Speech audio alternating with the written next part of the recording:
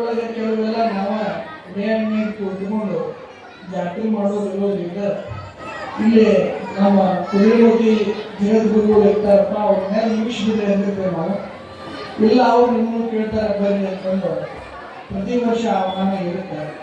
ಒಮ್ಮೊಮ್ಮೆ ಏನಾಗಿರುತ್ತೆ, ಶಿವಯೋಗ ಮಂದಿರ ಜಾತ್ರೆ ಶಿವಯೋಗದ ಮಾನ್ಯತೆ ಇದೆ. ಒಮ್ಮೊಮ್ಮೆ ಶಿವಯೋಗ ಏನಾಗುತ್ತೆ, ಅಮಾವಾಸ್ಯೆ ಇಳಿದ ದಿನ ಬಂತಂದ್ರೆ ಅಮಾವಾಸ್ಯೆ ದಿನಾನ ತೇರು ಬಂದ್ಬಿಡುತ್ತೆ, ಇಳಿದು ಶಿವಯೋಗ ಮಂದಿರದ್ದು ಬಂದ್ಬಿಡುತ್ತೆ. ಅವಾಗ ನಾವು ಅನಿವಾರ್ಯವಾಗಿ ಶಿವಯೋಗ ಮಂದಿರದೊಳಗೆ ಉಳ್ಕೊಳ್ಬೇಕಾಗಿರ್ತಕ್ಕಂಥ ಬಂದಿರಲಿಕ್ಕೆ ಆಗೋದಿಲ್ಲ.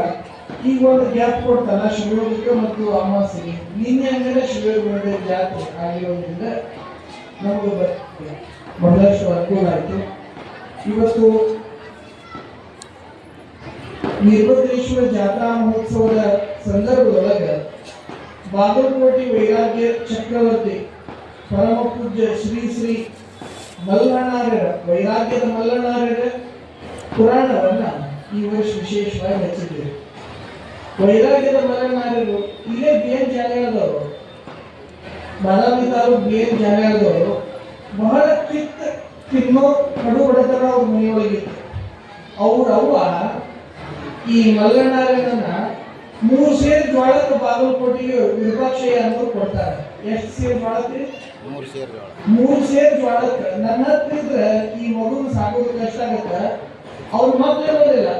ಅವಾಗ ವಿರೂಪಾಕ್ಷಯ್ಯಗೆ ಬಾಗಲಕೋಟೆ ಕೊಟ್ಟ ಮೇಲೆ ಅವರು ಅಲ್ಲಿ ಬೆಳೀತಾರೆ. ಸಂಗೀತದೊಳಗೆ ದೊಡ್ಡ ವಿದ್ವಾಂಸರಾಗ್ತಾರೆ.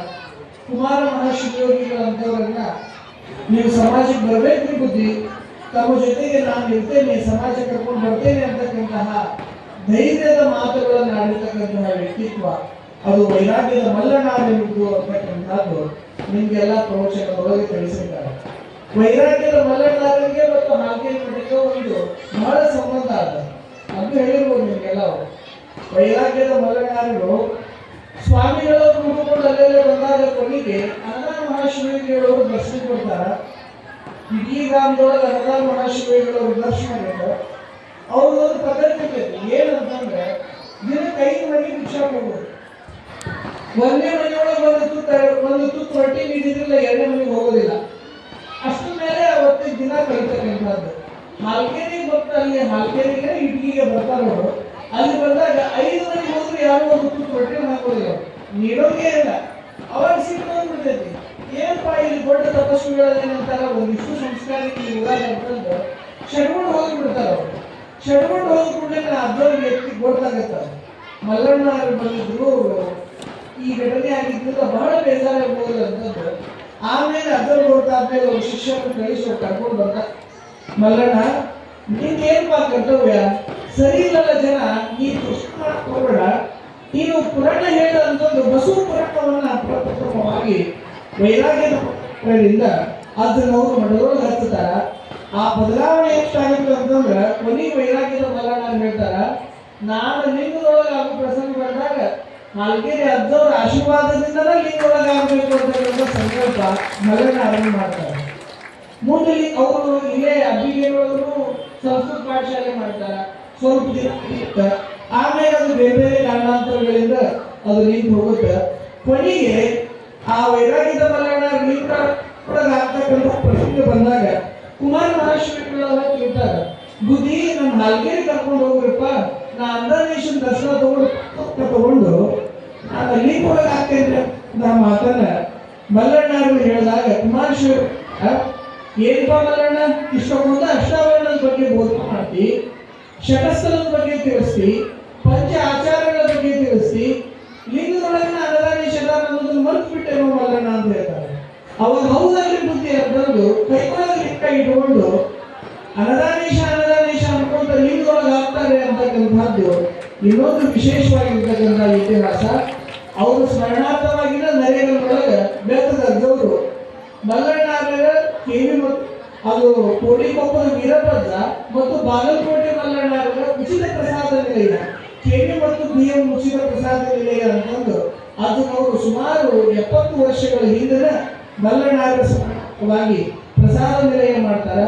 ಅಲ್ಲೇ ನೀವು ನರೇಗಲ್ಲಿ ಬಂದು ನೋಡ್ಲಿಕ್ಕೆ ಗೋರ್ಡಿ ಮುಂದೆ 2 ಗದ್ದೆ ಇರೋದು, ಒಂದು ಉಚಿತ ಪದದ ಗದ್ದಿ, ಇನ್ನೊಂದು ಮಲ್ಲಣ್ಣಾರ್ಯ ಗದ್ದಿ ಮಾಡಿಸ್ಕೊಡೋಕೆ ಅನ್ನದಾನ ಮಾಡ್ತಾರ, ಅದಕ್ಕೆ ಅವರೊಂದು ತೋರಗತಿಗೆ ಮಾಡಿ ಅದನ್ನು ಸ್ಮರಣೆಯನ್ನು ಉಳಿಸ್ತಕ್ಕಂತಹ ಕೆಲಸವನ್ನ ನಮ್ಮ ಪೂಜ್ಯ ದೊಡ್ಡ ಅಜ್ಜನವರು ಮಾಡಿರ್ತಕ್ಕಂತಹದ್ದು. ಜೊತೆಗೆ ಮಲೆನಾಡಿನ ಸಂಸ್ಕೃತ ಪಾಠಶಾಲೆ ಮಾಡಿದ್ರಲ್ಲ, ಅದು ಮುಚ್ಚೋಯ್ತು ಅಂತಕ್ಕಂತಹ ಒಂದು ಬೇಜಾರಿತ್ತು ಅದವ್ರಿಗೆ. ಅದಕ್ಕೆ 1962 ನರೇಗಲ್ನೊಳಗನೆ ವೈರಾಗ್ಯದ ಮಲೆನಾಡು ಸಂಸ್ಕೃತ ಪಾಠಶಾಲೆ ಅಂತಕ್ಕಂಥ ಒಂದು ಪಾಠಶಾಲೆಯನ್ನು ಸಹ ಅಜ್ಜನವರು ಪ್ರಾರಂಭಿಸ್ತಾರ ಅಂತಕ್ಕಂತಹದನ್ನ ತಮ್ಮೆಲ್ಲರ ಗಮನಕ್ಕೆ ತತ್ತ. ಇಷ್ಟು ಮಂದಿ ಹೇಳಕ್ಕಿಂತೀವಿ ಮಲೆನಾಡ ಅಂತ ತಲೆಯಾಗಿರುತ್ತೆ. ಮಲೆನಾಡ್ಯರು ಅಂದ್ರೆ ದೊಡ್ಡ ದೊಡ್ಡ ಜಗದ್ಗುರುಗಳು ಸದ್ಯ ಅವರಕ್ಕೆ ಹೋಗ್ತಿದ್ದಿಲ್ಲ, ಗಾಢವಾದ ಸಮಾಸ ಅಂತ ಹತ್ತಿರ ಮುಖ ತಿನ್ಸ್ಕೊಂಡು ಹೋಗ್ಬಿಡ್ತಿದ್ರಂತ. ಬಹಳ ನೇರ ನಿಷ್ಠೂರಿ ಅವರು, ಯಾರದೇ ದಾಕ್ಷಿಣ್ಯ ಇದ್ದಿದ್ದಿಲ್ಲ, ಏನೂ ಇದ್ದಿದ್ದಿಲ್ಲ. ನೇರವಾಗಿ ಏನ್ ಕಾಣುತ್ತೆ, ಒಂದು ದೊಡ್ಡ ಮಠ ನಮ್ಮ ಜಿಲ್ಲೆಯ ಒಂದು ದೊಡ್ಡ ಮಠಕ್ಕೆ ಹೋಗಿ ಸ್ವಾಮಿಗಳಿಗೆ ಯಜ್ಞ ಬೈದು ಬಡಿಸ್ಕೊಂಡು ಬಂದಿರ್ತಕ್ಕಂಥ ಇತಿಹಾಸನೂ ಅವ್ರ ಚರಿತ್ರೆ ಒಳಗೆ ಕಾಣ್ತೇವೆ ನಾವು. ದೊಡ್ಡ ಸಂಸ್ಥಾನ ಮಠಕ್ಕೆ ಹೋಗಿ ಈಗ ಅವ್ರು ಯಾವುದೇ ಮುರಾರ್ಜಿಂದ ಇರ್ತಕ್ಕಂತಹ ವ್ಯಕ್ತಿತ್ವ. ಶಿವಯೋಗ ಮಂದಿರದೊಳಗೆ ಶಿವಯೋಗ ಮಂದಿರ ಸ್ಥಾಪನೆ ಆಗಬೇಕು, ಅಖಿಲ ಭಾರತ ವೀರಶೈವ ಮಹಾಸಭಾ ಸ್ಥಾಪನೆ ಆಗ್ಬೇಕಾದ್ರೆ ಮಲೆನಾಡಿನ ಪ್ರೇರಣಾ ಅದು ಹಾನಗಲ್ ಕುಮಾರ ಮಹಾಶಿವಯೋಗಿಗಳವರಿಗೆ ಬಹುತರವಾಗಿತ್ತು ಅಂತಕ್ಕಂಥದ್ದನ್ನು ನಾವು ಈ ಸಂದರ್ಭದೊಳಗೆ ಸ್ಮರಣೆ ಮಾಡಬಹುದು. ಅದ್ರ ಜೊತೆಗೆ ಶಿವಯೋಗ ಮಂದಿರದೊಳಗೆ ಬಿಳಿ ಬಟ್ಟೆ ಹಾಕೊಂಡಿರ್ತಕ್ಕಂಥ ಮಠಗಳು ಇರ್ತಾರೆ. ಬಿಳಿ ಬಟ್ಟೆಯೊಳಗೆ ಕಿವಿ ಟೆಪ್ಪಿಗೆ ಇರ್ತದೆ. ಮಲೆನಾಡಿನ ಕಿವಿ ಟೆಪ್ಪಿಗೆ ನೆನಪುಳಿಗೆ ಅಂತಂದ್ರೆ ಒಂದು ಕಿವಿ ಟೆಪ್ಪಿಗೆ ಹಾಕಿ ಶಿವಯೋಗ ಮಂದಿರಕ್ಕೆ ಪ್ರಥಮ ಪ್ರವೇಶ ಪಡೆದ ತಕ್ಷಣದ ಅವರಿಗೆ ಆರಿತು ಅಂತ ಹೆಸರಿರ್ತಾರೆ. ಈ ನನ್ನ ಹೆಸರು ಬಸವಲಿಂಗ ಅಂತಿತ್ತಂದ್ರೆ ಬಸವಲಿಂಗ ಆರ್ಯ, ನನ್ನ ಹೆಸರು ಶಿವಬಸವ ಇತ್ತು ಶಿವಬಸವ ಅಂತಿತ್ತಂದ್ರೆ ಶಿವಬಸವ ಆರ್ಯ, ನನ್ನ ಹೆಸರು ಶರಣ ಅಂತಿತ್ತಂದ್ರೆ ಶರಣ ಆರ್ಯ. ಈ ತರನಾಗಿ ಆರ್ಯ ಅಂತಕ್ಕಂಥ ಹೆಸರನ್ನ ಕಾಯಂಗೊಳಿಸ್ತಕ್ಕಂಥ ಕೆಲಸವನ್ನ ಶಿವಯೋಗ ಸಂಸ್ಥೆಯವರು ಮಾಡ್ತಾರ. ನಮ್ಮ ಅವ್ರಿಗೆ ಎಷ್ಟು ಶಕ್ತಿ ಇತ್ತಂತಂದ್ರೆ ವೈರಾಗ್ಯದ ಮಲೆನಾಡಿಗೆ ಹಾನಗಲ್ ಮಠ ಬಿಟ್ಟು ಕುಮಾರಸ್ವಾಮಿ ಕರ್ಕೊಂಡು ಫಸ್ಟ್ ಬೊಮ್ಮನಹಳ್ಳಿ ಅಂತ ಬರ್ತೈತಲ್ಲ, ಹಾನಗಲ್ ಹತ್ರ ಬೊಮ್ಮನಹಳ್ಳಿ ಒಳಗೆ ಮೊದಲು ಪುರಾಣ ಹಚ್ಚುತ್ತಾರ. ಈಗ ನಾ ಮೈಕ್ ಹಿಡಿದ್ರೆ ಮುಂದೆ ಕೇಳಿಸ್ಕೊಂಡಿರ್ತಾರೆ. ಅವರು ಹಿಂಗೆ ಸೇರಿರ್ತಕ್ಕಂಥ 5,000-6,000 ಜನರಿಗೆ ಮೈಕ್ ಇಲ್ಲದೆ ಅವರು ಪ್ರವಚನ ಮಾಡ್ತಕ್ಕಂಥ ಪ್ರೌಢಿನವರು ಮುಂದಿರ್ತಾರೆ. ಬಾಗಲಕೋಟೆ ಒಳಗೆ ಅವ್ರು ಹಿಂಗೆ ಮೈಕ್ ಪ್ರವಚನ ಮಾಡ್ಬೇಕಾದ್ರೆ ಅವರಿಗೆ ದೇಹಕ್ಕೆ ಬಹಳಷ್ಟು ತೊಂದರೆ ಆಗಿ ಅವ್ರ ಲಿಂಗದೊಳಗೆ ಆಗಿರ್ತಕ್ಕಂತಹ ಚರಿತ್ರೆಯನ್ನ ನಾವು ಕಾಣ್ತೀವಿ. ವೈರಾಗ್ಯದ ಮಲೆನಾಡಿನಲ್ಲಿ ಯಾರು ಅಂತಂದ್ರೆ ಕರ್ನಾಟಕದ ಜನರು ನಾವೇನದೇವಲ್ಲ ನಿತ್ಯ ಪ್ರಾತಸ್ಮರಣೆ, ಪ್ರಾತಃ ಅಂದ್ರೆ ಮುಂಜಾನೆ ಸ್ಮರಣೆ ಮಾಡಬೇಕಾಗಿರ್ತಕ್ಕಂತಹ ಮಹಾತ್ಮರೊಳಗೆ ವೈರಾಗ್ಯದ ಮಲೆನಾಡಿನ ಅಪರೂಪದ ವ್ಯಕ್ತಿತ್ವದವರು ಅಂತಕ್ಕಂಥದ್ದನ್ನ ನಾವ್ಯಾರು ಮರಿಬಾರದು. ಅಂತಹ ದೊಡ್ಡ ವ್ಯಕ್ತಿತ್ವ ವೈರಾಗ್ಯದ ಮಲೆನಾಡಿದ್ದು. ನಮ್ಮ ಹಿರಿಯರು ಈರಣ್ಣಾರು ಅವ್ರ ಜೊತೆ ಇರ್ತಕ್ಕಂಥ ಎಲ್ಲ ಹಿರಿಯರೆಲ್ಲ ಬಹಳಷ್ಟು ಬುದ್ಧಿವಂತಿಕೆಯಿಂದ ನಮ್ಮ ಸಮಾಜಕ್ಕೆ ಎದುರಿರ್ತಕ್ಕಂತಹ ಸಮಾಜವನ್ನು ಜಾಗೃತಗೊಳಿಸಿರ್ತಕ್ಕಂತಹ ಮಹಾತ್ಮರ ಚರಿತ್ರೆಯನ್ನ ನೀವು ಪ್ರತಿ ವರ್ಷ ಒಬ್ಬೊಬ್ಬರು ಮಹಾತ್ಮರ ಚರಿತ್ರೆಯನ್ನ ಹಚ್ಚುತ್ತಾ ಬಂದಿದ್ದೀರಿ. ಇವತ್ತು ಮಲೆನಾಡಿನ ಚರಿತ್ರೆ ಪುರಾಣ ಹಚ್ಚಿರ್ತಕ್ಕಂತಹದ್ದು ಇಲ್ಲಿ ನೋಡಿ ಬಹಳಷ್ಟು ಸಂತೋಷ ಆಯಿತು. ಇನ್ನೊಂದು ಘಟನೆ ಹೇಳ್ಬಿಡ್ತೇವೆ, ಅದೊಂದು ಈಗ ಸಂದರ್ಭದಲ್ಲಿ ಶಿರ್ಸಂಗಿ ಲಿಂಗರಾಜರಂತ ದೊಡ್ಡ ಲಿಂಗರಾಜ ಶಿರ್ಸಂಗಿ ಅವರು. ಲಿಂಗರಾಜರಂತಂದ್ರೆ ನಿಮ್ಗೆ ಗೊತ್ತಾಗೋದಿಲ್ಲ. ಈಗೇನು KN ಸೊಸೈಟಿ ಬೆಳಗಾವದೊಳಗೆ ಐತಲ್ಲ, ಆ ಸೊಸೈಟಿ ದೊಡ್ಡದಾಗಿ ಬೆಳಬೇಕು ಅಂತಂದ್ರೆ ಶಿರ್ಸಂಗಿ ಲಿಂಗರಾಜರ ಅಷ್ಟೇ ಎಲ್ಲ KN ಸೊಸೈಟಿಗೆ ಹೋಗುತ್ತೆ. ಅವರು ಇಲ್ಲಿ ಬರೋದಕ್ಕೆಲ್ಲ ಸಮರ್ಪಣೆ ಮಾಡ್ತಾರೆ. ಅವ್ರಿಗೆ ಮಕ್ಕಳ ಅಪೇಕ್ಷೆ ಇರ್ತದೆ, ಮಕ್ಕಳಾಗೋದಿಲ್ಲ. ಮಕ್ಕಳಾಗದೇ ಇದ್ದಾಗ ಯಾರೋ ಹೇಳ್ತಾರೆ ಹಲ್ಗೆ ದರ್ಶನ ತಗೊಂಡ್ ಬರ್ರಿ ಮಕ್ಕಳು ಹಾಕೋವ ಅಂತಂದು. ಅವರು ಅಜ್ಜರು ಇಟಗಿ ಒಳಗೆ ಇರ್ತಾರ, ಗಡದ ಅಜ್ಜರು ಇಟಗಿ ಒಳಗೆ ಇರ್ತಾರ. ಅವ್ರ ದರ್ಶನ ಬರ್ಬೇಕು ಅಂತಂದು ಬರ್ತಾರ. ಅವರು ಬಂದಾಗ ಅಜ್ಜವ್ರಿಗೆ ಮಲೆನಾಡು ಇವರು ಶಿರ್ಸಂಗಿ ಲಿಂಗರಾಜರು ಬರಾಕುಂತಾರ ಅಂತ ಗೊತ್ತಾದ ತಕ್ಷಣ ಮಠದ ವರ್ಗ ಮುಚ್ಚಿ ಒಳಗೆ ಹೋಗ್ಬಿಡ್ತಾರೆ. ಅಂದ್ರೆ ನೀವು ಮಕ್ಕಳಾಗೋದಿಲ್ಪ ಕೆಳಗೆ ಬರಕ್ ಹೋಗ್ಬೇಡ ಅನ್ನೋ ಒಂದು ಸೂಚನೆ ಕೊಟ್ಟು ಮಕ್ಕಳ ಒಳಗೆ ಹೋಗ್ಬಿಡ್ತಾರಂತ ಅಜ್ಜರು. ಅವಾಗ ಅವ್ರಿಗೆ ಅಲ್ಲಿ ವೈರಾಗ್ಯದ ಮಲೆನಾಡು ಅವಾಗ ಇಟ್ಟಿ ಮಠಗಳಲ್ಲೇ ಇರ್ತಾರೆ. ಅವಾಗ ಇವ್ರು ಚಕ್ರಿ ಒಳಗೆ ಬರ್ತಾರ. ಅವಾಗ ಡಮ್ಮಿ ಗಾಡಿ ರಾಜಕೋಶಾಂಗದೊಳಗೆ ಬರ್ತಾರ. ಅವರ ಮತ್ತು ಇವ್ರ ಮಧ್ಯೆ ಅದ್ಭುತವಾಗಿರ್ತಕ್ಕಂಥ ಸಂಭಾಷಣೆ ಆಗುತ್ತೆ. ಆ ಶಿರ್ಸಂಗಿ ಲಿಂಗರಾಜರಿಗೆ ಗುರುಗಳ ಹತ್ತು ಬರ್ಬೇಕಾದಾಗ ನೀ ರಾಜನಾಗೂ ಯಾವನೇ ಆಗಿರು, ಗುರುಗಳ ಹತ್ತು ಬರ್ಬೇಕಾದಾಗ ನೀನು ಸಂಪೂರ್ಣ ಅಹಂಕಾರವನ್ನ ತೊರೆದು ನೀ ಬರ್ಬೇಕಪ್ಪ ಅಂತಕ್ಕಂತಹ ಸಂಭಾಷಣೆಯನ್ನ ಅವ್ರು ಇರುವರ ಮಧ್ಯೆ ಆಗಿರ್ತಕ್ಕಂಥ ಇತಿಹಾಸನು ಅದು ಚರಿತ್ರೆಯೊಳಗೆ ಸಿಗ್ತಕ್ಕಂಥದ್ದು. ಅವಾಗಲೂ ಅವರಿಗೆ ಜಾಗೃತಿ ಆಗಲಿಕ್ಕೆ ಮಲೆನಾಡಿನ ಒಂದು ಪ್ರೇರಣೆ ಅದು ಬಹುತರವಾಗಿತ್ತು ಅಂತಕ್ಕಂಥದ್ದನ್ನು ಇದರ ಸಂದರ್ಭದೊಳಗೆ ನೀವೆಲ್ಲರ ಸ್ಮರಣೆಗೆ ತರ್ತೇವೆ. ತಾವೆಲ್ಲ ಮಲೆನಾಡಿನ ಚರಿತ್ರೆಯನ್ನ ತಾವೆಲ್ಲ ಕೇಳಿದ್ದೀರಿ. ವೀರಭದ್ರ ಸ್ವಾಮಿಗೆ ತಮ್ಮೆಲ್ಲ ಸಂಪೂರ್ಣ ಶ್ರದ್ಧಾ ಭಕ್ತಿಯನ್ನ ಅರ್ಪಣೆ ಮಾಡಿದ್ದೀರಿ. ಮಲ್ಲಣ್ಣರ ಸಮಾಜದ ಕಳಕಳಿ ನಮ್ಮೆಲ್ಲರದ್ದಾಗಲಿ.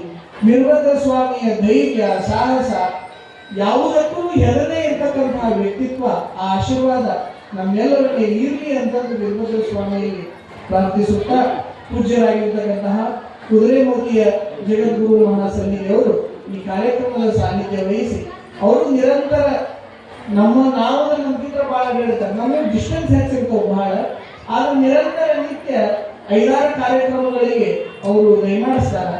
ಎಲ್ಲ ಕಡೆಯೂ ಅವರ ಆಶೀರ್ವಚನ ದಯಪಾಲಿಸಿ ಪ್ರತಿಯೊಬ್ಬರಿಗೂ ಹರಿಸಿ ಆಶೀರ್ವಾದ ಮಾಡತಕ್ಕಂತಹ ಹಿರಿಯ ಪೂಜ್ಯರಾಗಿರ್ತಕ್ಕಂತಹ ಜಗದ್ಗುರು ವಿಜಯ ಮಹಾಂತ ಮಹಾಸ್ವಾಮಿಗಳವರ ಅಡಿದಾವರೆಗಳಲ್ಲಿ ಅನಂತ ಪ್ರಣಾಮಗಳನ್ನು ಸಲ್ಲಿಸಿ, ಆ ಗುರುಗಳ ಬಗ್ಗೆ ನಿಮ್ಗೆಲ್ಲರಿಗೂ ಗೊತ್ತೈತಿ.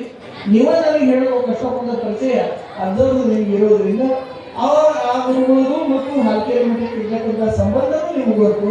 ಇಲ್ಲಿ ಪ್ರತಿಯೊಂದು ಹಂತದೊಳಗೂ ಅರ್ಧವ್ರ ಮಠ, ಹಾಲ್ಕೇರಿ ಅಂಗಾರೇಶ್ವರ ಮಠ ಇವು ಸುಮಾರು ಒಂದು 500-600 ವರ್ಷಗಳ ಇತಿಹಾಸ ಇರೋದ್ರಿಂದ ಚಾರಿತ್ರಿಕವಾಗಿ ಎಲ್ಲ ಕೆಲಸಗಳೊಳಗೆ, ಎಲ್ಲ ಕಾರ್ಯಗಳೊಳಗೆ ಈಗ ನಮ್ಮ ಕರೀತಾರೆ ನೋಡಿ, 2 ಮಾಡಕ್ಕೆ ಅಂತಂದ್ರೆ ಕುದುರೆ ಮತ್ತೆ ಅಂತ ಕರೀತಾರೆ.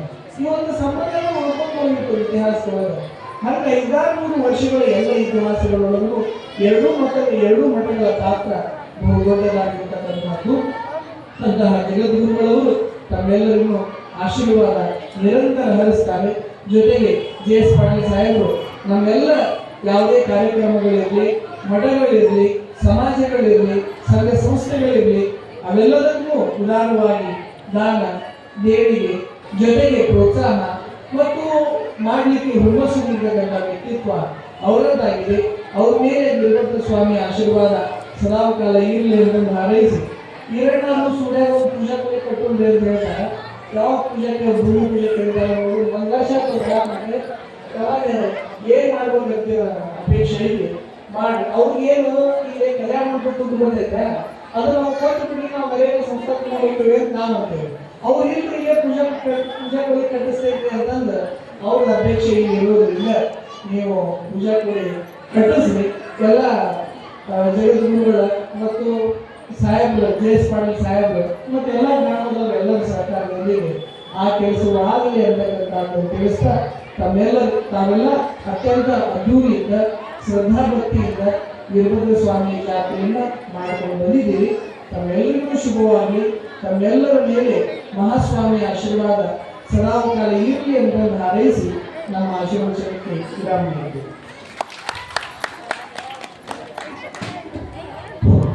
ತಮ್ಮನ್ನೆಲ್ಲ ಉದ್ದೇಶಿಸಿ ಆಶೀರ್ವಚನ ನೀಡತಕ್ಕಂಥ ಪರಮ ಪೂಜ್ಯ ಶ್ರೀಮಾನ್ಯರ ತಪ್ಪಿ ಜಗತ್ತು ಮುಖ್ಯಮಂತ್ರಿಗಳ ಮಹಾಸ್ವಾಮಿಗಳ ಪಾದಗಳಿಗೆ ನಡೆದು ಸೂರ್ಯ ಗ್ರಾಮದ ಶ್ರೀ ವೀರಭದ್ರೇಶ್ವರ ಟ್ರಸ್ಟ್ ಕಮಿಟಿಯ ಪರವಾಗಿ ಒಂದು ಭಕ್ತಿಯ ಮುಂಗಡಿಕೆಯನ್ನು ಸಮರ್ಪಿಸಬೇಕೆಂದು ಕೇಳಿಕೊಂಡಿದ್ದೇನೆ.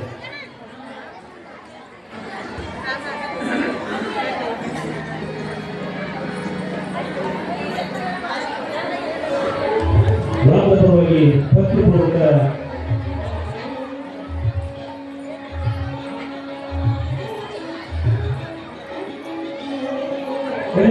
ದಯವಿಟ್ಟು ಇನ್ನೊಂದು 10 ನಿಮಿಷ ಕಾಲ ಶಾಂತಿಯುತ ಸಭೆ ಇರುತ್ತದೆ. ದಯವಿಟ್ಟು ಶಾಂತಿಯುತ ಕುರಿತು ಇನ್ನುಳಿದ ಪರಮ ಪೂಜ್ಯರಾಗಿ ಎಲ್ಲ ಬೇರೆ ಮಾಡಲು ರೀತಿಯಲ್ಲಿರುತ್ತಾರೆ. ದಯವಿಟ್ಟು ಅದೆಲ್ಲ ನಿಂತುಕೊಂಡು ಈ ಸಭೆಯನ್ನು ಯಶಸ್ವಿಗೊಳಿಸಿದಂಥ ಎಲ್ಲ ತಾಯಂದರಲ್ಲಿ